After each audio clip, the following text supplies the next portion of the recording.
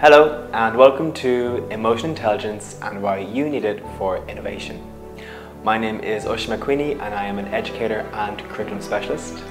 I work within the field of education, specialising in health education around physical health, emotional and mental health as well.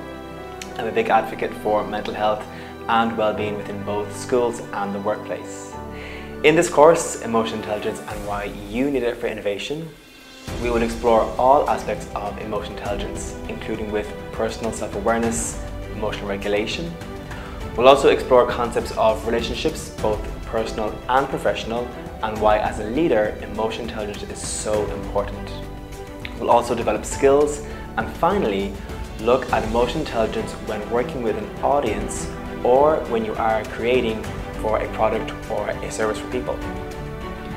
Within this course, you'll really get a deep dive into all the areas that cover emotional intelligence, including working with yourself, your relationships both professionally and personal, as well as exploring the concepts when creating and innovating.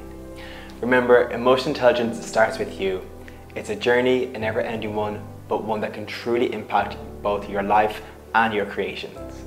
Thank you.